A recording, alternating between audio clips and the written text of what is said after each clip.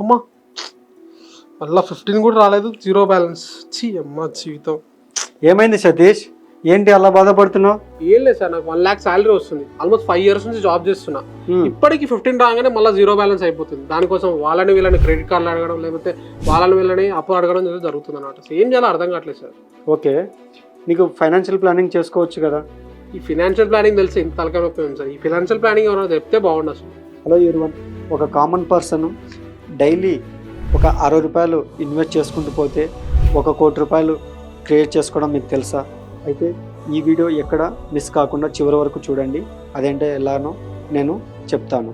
ఒక common person ప్రతిరోజు అంటే ఉదయం లేచిన దగ్గర నుంచి రాత్రి పడుకునేదాకా మనకి ఉదయం బ్రేక్ఫాస్ట్కి ఒక 40 రూపాయలు, మధ్యాహ్నం భోజనానికి ఒక 100 రూపీస్, రాత్రి మీల్స్కి ఒక 100 రూపీస్, అలాగే చాయ్ అని, సిగరెట్స్ అని, ఇవన్నీ కూడా డైలీ ఒక 400 రూపాయలు ఖర్చు అవుతుంది అనుకుంటే, అందులో నుంచి ఒక 60 రూపాయలు ఇన్వెస్ట్ చేసుకుంటూ వెళ్ళిపోతే మనకి ఫ్యూచర్లో 1 కోటి రూపాయలు అనేది క్రియేట్ అవుతుంది.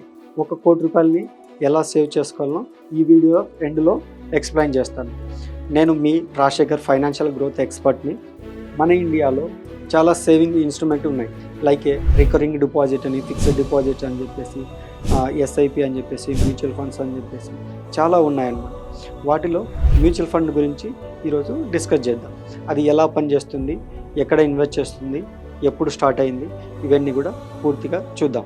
మ్యూచువల్ ఫండ్ అనేది మన దగ్గర నుంచి కలెక్ట్ చేసిన అమౌంట్ని ఒక చోట పెట్టేసి ఆ అమౌంట్ని తీసుకెళ్ళేసి మన ఇండియాలో ఉన్న ఒక టాప్ 50 కంపెనీలు లైక్ స్టేట్ బ్యాంక్ కావచ్చు, లేదంటే హెచ్డిఎఫ్సి బ్యాంక్ కావచ్చు, అంటే ఇక్కడ డిఫరెంట్ సెక్టార్లు కావచ్చు, అంటే బ్యాంకింగ్ సెక్టార్ కావచ్చు, లేదంటే సాఫ్ట్వేర్ టెక్నాలజీ కావచ్చు, లేదంటే ఫార్మా సెక్టార్ కావచ్చు, లేదంటే ఆయిల్ అండ్ గ్యాస్ కావచ్చు, ఇలాగా డిఫరెంట్ సెక్టార్లలో ఇన్వెస్ట్మెంట్ చేస్తారన్నమాట. ఆ కంపెనీల్లో వచ్చే ప్రాఫిట్ని మళ్ళీ తిరిగి ఇన్వెస్టర్లకి పంచుతారన్నమాట. ఇదంతా కూడా ఒక ఫండ్ మేనేజర్ అనేవాడు చేస్తూ ఉంటాడు. మనకి ఒక ఫిక్స్డ్ లైక్ ఒక మంత్లో మన ఇండియాలో 1963 నుంచి మనకి మ్యూచువల్ ఫండ్ అనేది స్టార్ట్ అయిందనమాట. ఇది గవర్నమెంట్ అండర్టేకింగ్లో నడుస్తుందన్నమాట. 1992లో మనకి సెబీ అంటే security exchange board of India అనేది స్టార్ట్ చేశారన్నమాట. సో దాంట్లో ఈ మ్యూచువల్ ఫండ్ కంపెనీలన్నీ కూడా ఆ సెబీ అండర్లోనే పనిచేస్తాయి అన్నమాట. ఎక్కడ కూడా ఈ మ్యూచువల్ ఫండ్ కంపెనీలు మనకి ప్రొటెక్షన్ ఇవ్వడం కోసం, అలాగే ఇన్వెస్టర్లకి సెక్యూరిటీ ఇవ్వడం కోసము ఈ సెబీ అనేది పనిచేస్తుంది. మన అమౌంట్ని ఎక్కడ కూడా మనం అనుకున్నట్టుగా సెక్యూరిటీ పర్పస్లో చూస్తుంది అనమాట. అంటే ఇన్వెస్టర్లని సేఫ్గా చూస్తుంది అనమాట ఈ సెబీ అనేది. మనకి 92 నుంచి దాదాపుగా మన ఇండియాలో ఈ రోజుటి వరకు 44 మ్యూచువల్ ఫండ్ కంపెనీలు అనేవి ఉన్నాయన్నమాట. ఏ బ్యాంకు ఫైనాన్షియల్ వాళ్ళు ఆ మ్యూచువల్ ఫండ్ కంపెనీని స్టార్ట్ చేశారన్నమాట. ఇక్కడ ఏంటంటే 1 కోటి రూపాయలని ఎలా క్రియేట్ చేయాలో ఇప్పుడు చూద్దాం. నాకు చెప్పినట్టుగా మనము డైలీ 60 రూపాయలతోటి 30 రోజుల్లో మనకి నెలకు 1800 రూపాయలు అనేది అవుతుందన్నమాట.